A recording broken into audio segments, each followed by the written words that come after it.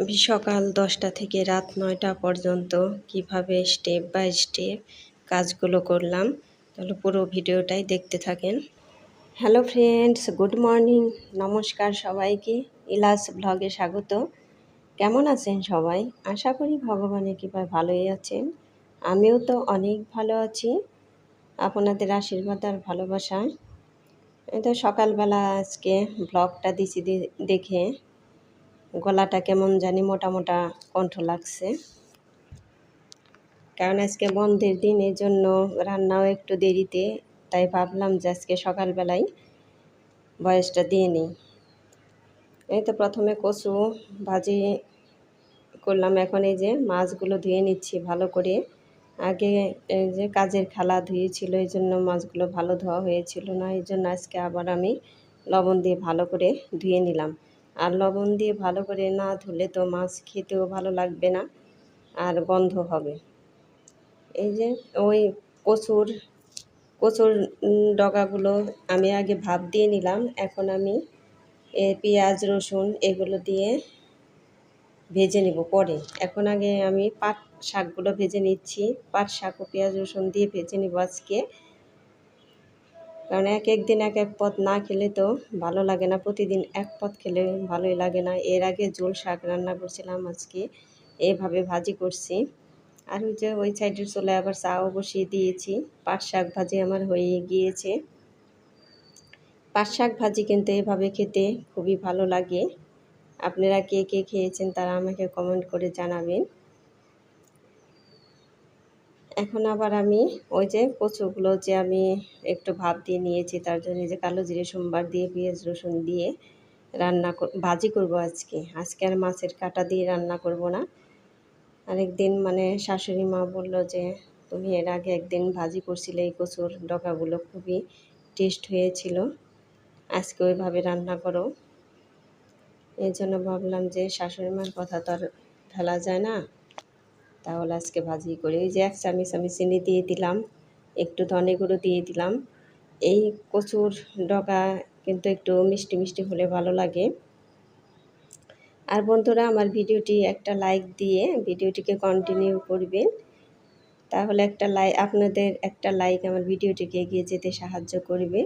আর ভিডিওটি স্কিপ না করে পুরোটাই দেখবেন, আশা করি ভগবানের কৃপা অনেক ভালোই লাগবে। এটা আমার কচুর ডগা ভাজি কিন্তু হয়ে গিয়েছে। এই সব হলে ভাজি টাজি হলে তো আমার আর কিছু লাগেই না, খুবই ভালো লাগে খেতে।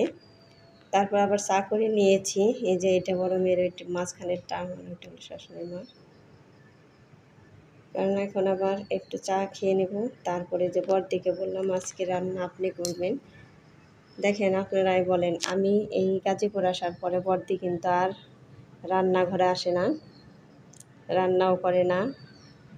আজকে তাই কই মাছ রান্না হবে, এই জন্য আমি বললাম আজকে আপনাকে আমি ধরে বেঁধে নিয়ে যাব রান্নাঘরে, রান্না করতে হবে। তারপরে বলে যে ঠিক আছে আমি রান্না করব, তোর আজকে আর এই মাছের তরকারি রান্না করতে হবে না।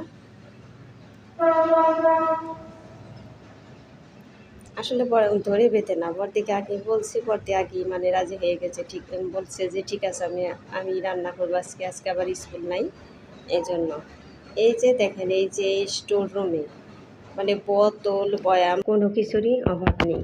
মানে ওইদিকে বড়দি রান্না করছে আর আমি এখানে গুছিয়ে নিচ্ছি, আর মানে ওনার সাথে গল্প করতেছি আর বাসলামি করতেছি আর কি, এটা ওটা বলে।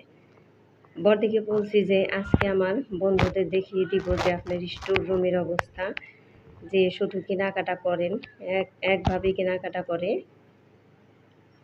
দেখেন না, আমি তো পুরা স্টোর রুম আপনাদের দেখাচ্ছি না, এই সামনের টুকি দেখাচ্ছি, এদিকে ওদিকে মানে বোঝাই কোনো জায়গায় মনে হয় সুই ফেলানোর জায়গা নেই, এরকমই অবস্থা।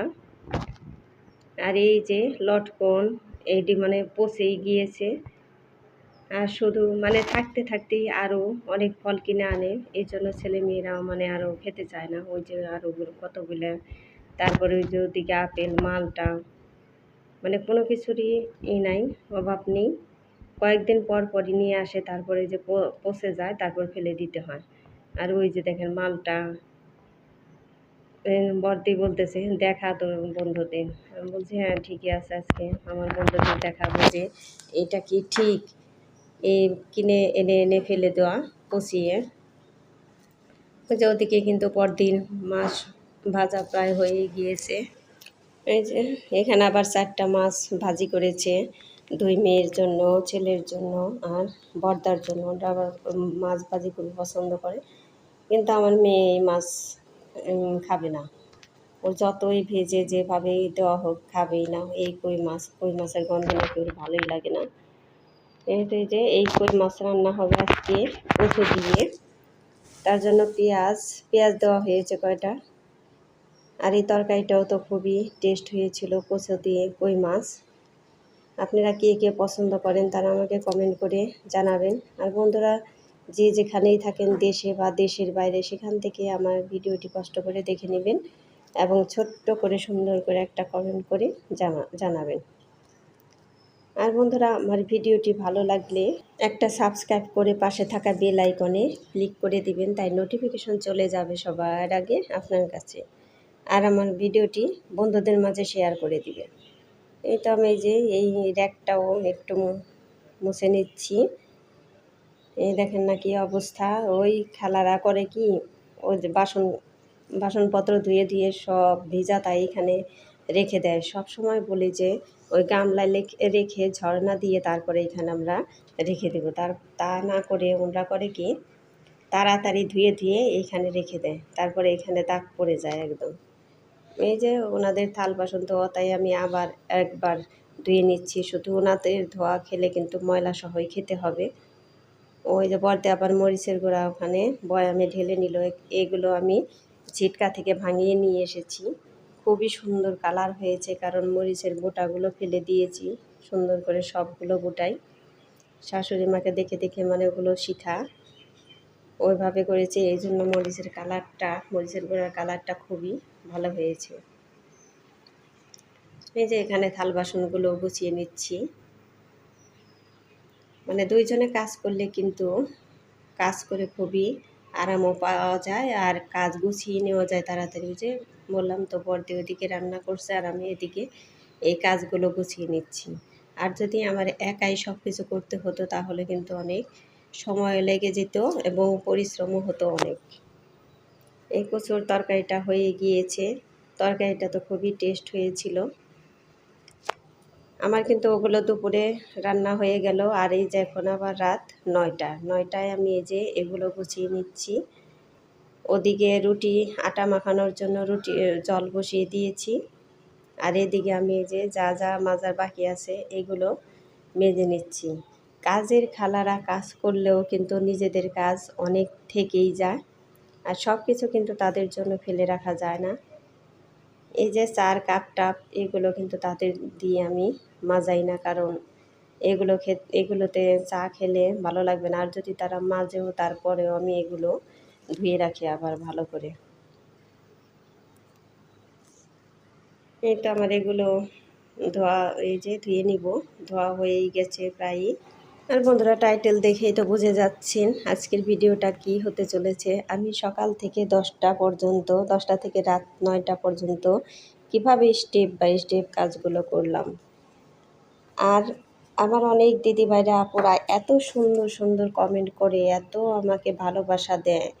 আপনাদের ভালোবাসায় আমি এত দূর আগাতে পারছি। আর বন্ধুরা, আপনারা সব সময় আমাকে এইভাবে ভালোবাসা দিয়ে যাবেন, আমিও আপনাদেরকে এইভাবে ভালোবাসা দিব। আর সবাই ভালো থাকবেন, সুস্থ থাকবেন। আর বন্ধুরা, 2 দিন যাবত এত গরম, এত রোদ উঠছে। রোদ না উঠলেও প্রচুর গরম। এত গরমে যে কিভাবে ভালো থাকা যায় সবারই মনে হয় একই অবস্থা। এই তো আমার এই যেগুলো কিন্তু ধোয়া হয়ে গিয়েছে, কাপ টাপ সব কিছুই ধোয়া হয়ে গিয়েছে। তারপরে আমি আবার ওইদিকে রুটি টুটি বানিয়ে নিব। আর পরবর্তী ভিডিও দেখার অনুরোধ রইল। টাটা।